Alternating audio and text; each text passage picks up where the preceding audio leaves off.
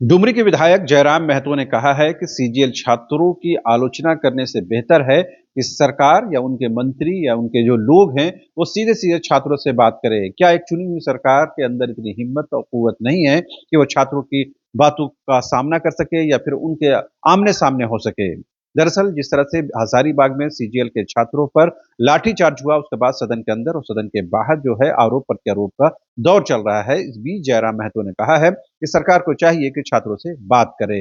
दरअसल छात्र इस पूरी परीक्षा को रद्द करके नए सिरे से नोटिफिकेशन की मांग कर रहे हैं।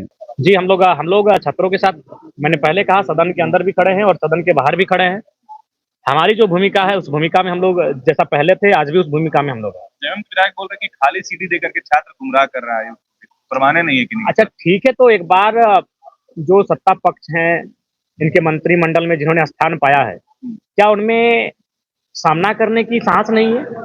परिस्थितियों का सामना किया जाए।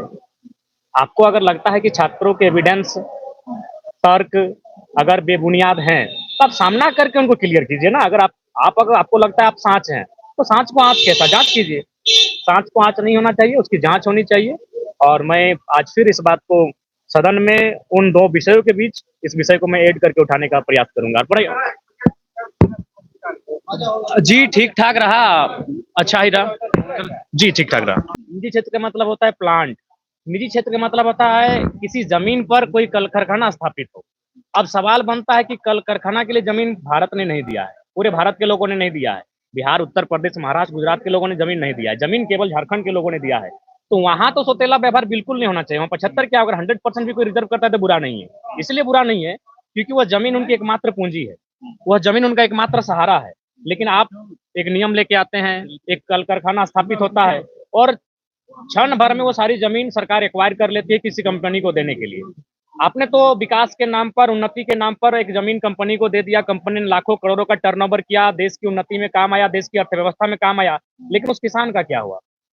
जिस किसान के पास ये ज़मीन हड़प्पा काल से है, जिस किसान के पास ये ज़मीन महाजनपद काल, बुद्ध और तमाम मुगल काल से लेके अंग्रेज के कालखंड तक वो ज़मीन उस किसान के पास, उस किसान का क्या हुआ? एक झटके में उसका परिवार आपने सड़क पे लाके खड़ा कर दिया।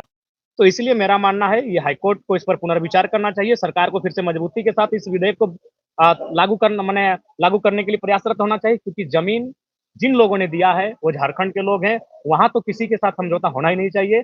वहाँ 75 क्या, अगर कोई 100% भी आरक्षण लेके आता है तो मैं उसके पक्षधर हूँ। जयराम जी, क्या हाईकोर्ट किसी दबाव में देखिए, बिल्कुल दबाव है, इसमें कहीं न कहीं आज आप सबको मालूम है कि आज जो भी अ, विषय हैं, वो कहीं न कहीं दबाव के कारण ही आते हैं, तो ये बहुत दुर्भाग्य की बात है। हाँ, ज़मीन हमने दिया है तो वहाँ हक हमारा में हो, इस बात को हाईकोर्ट को भी सुनिश्चित करना चाहिए।